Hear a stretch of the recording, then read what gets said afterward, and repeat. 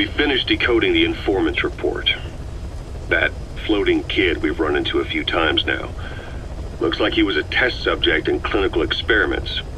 The Soviets called him the Third Boy. The Third Boy was brought to a lab on the outskirts of Moscow from Czechoslovakia, after which he was due to be sent to a research center in Leningrad, then Siberia, and finally an academic town in Novosibirsk. It doesn't appear that the researchers witnessed the talents we've seen from him, but nevertheless he was quite the popular subject. His latent cognitive abilities suddenly awoke en route to Moscow. According to the report, the Third Boy was easily influenced by other individuals' biofields. Evil thoughts, in particular.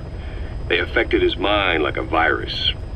Extreme anger or resentment, motives for revenge, in other words.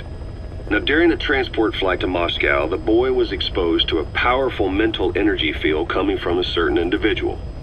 Ever since, being conscious of his powers, he's become a sort of energy generator.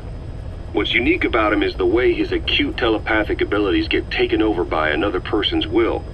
The boy began to physically parasitize individuals experiencing extreme anger and codify the host's desires. This includes amplifying the host's natural strengths. Or, in accordance with the host's desires, he can also implant program code in another individual, making them a puppet, essentially. Human neural synapses transmit weak electrical currents between neurons. These electrical currents, though at a level difficult to observe, warp the magnetic field outside the body. The Third Boy is able to pick up these weak fluctuations. Contrary to psychotronics, which involves controlling the human mind, his abilities as a receptor are too high. The emotions he picks up from another individual are amplified and unleashed into his body as they recur in his brain. They turn into microwaves, which then affect the physical world, triggering paranormal phenomena like the spontaneous combustion of organic matter or psychokinesis, moving an object without touching it. There's one other thing. While he's parasitizing a host, the boy's ego gets shut away, allowing the will of the host to take control of his powers, like some annoying static drowning out your own voice. That means he isn't responsible for what's been happening. Somebody's extreme anger has manifested through the Third Boy's powers in ways none of us could have predicted, which would mean this was going on somewhere around us. Looking back on it, a lot of things make sense now. The man on fire, Sahelanthropus, they both came to life thanks to the Third Boy's powers. Everything has been happening through him as a catalyst. We first saw him in the hospital on Cyprus. The boy parasitizing the man on fire's desire for revenge gave him his new abilities in return. He next appeared at the Hamid Fighters Fort where the honeybee was hidden. There, the boy parasitized Skullface's vengeful mind. He controlled Sahelanthropus, making it do whatever Skullface wanted. Same goes for when we extracted Emmerich onto the chopper. When he appeared at the Devil's House in Central Africa, Skullface's will controlled the man on fire via the Third Boy's powers.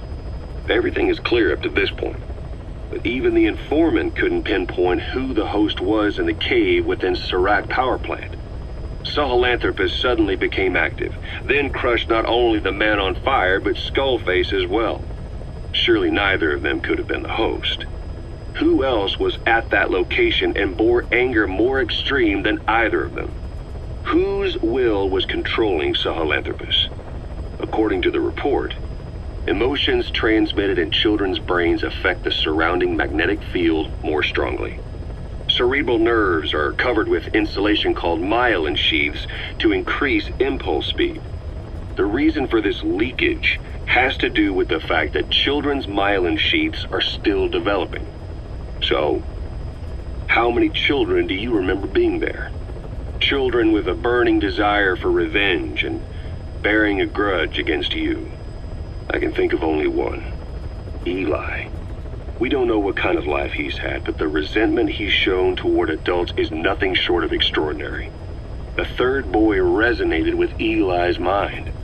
And that means Eli bore the strongest animosity of all individuals within the boy's reception range, estimated to be a 3-mile radius, beating out even Volgan and Skullface. The third boy's probably remained hooked on Eli's anger since. You remember at the Devil's House, the third boy showed an interest in Shabani? That must have been his ego making a rare appearance. He may possess abilities far beyond anyone else in the world, but he's still a kid.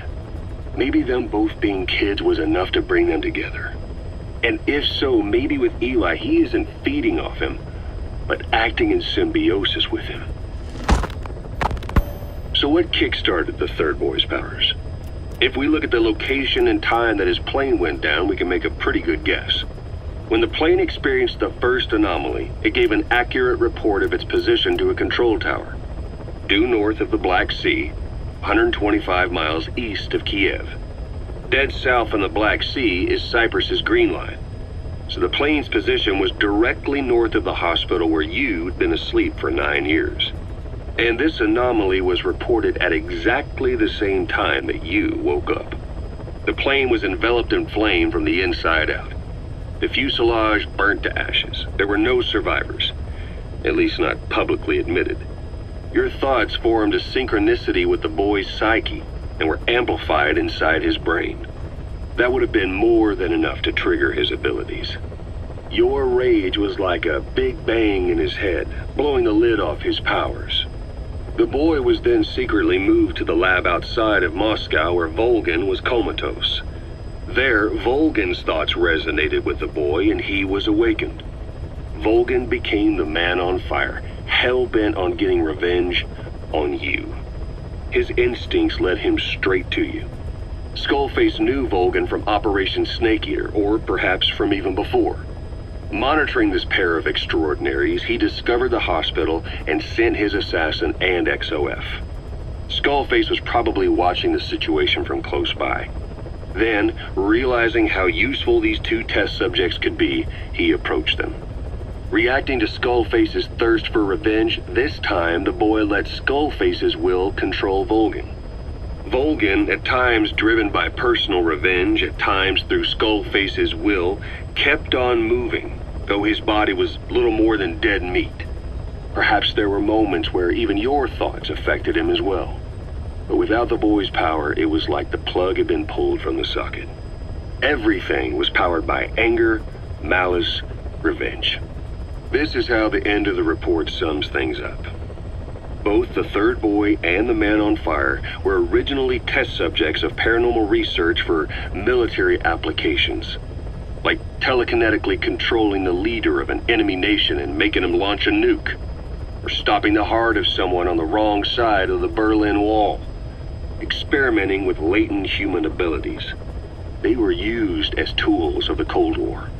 The boy's only crime was being born with unique gifts. But he was sacrificed on the altar of war. His life reduced to slavery under other people's wills. Turned into a living weapon with no will of his own. Eventually, the only emotion he could feel must have been the desire to get revenge for the hand he'd been dealt. Boss, it's you that awakened the boy's powers. But there's more to it than that. I guess the anger emanating from you was something he could truly relate to.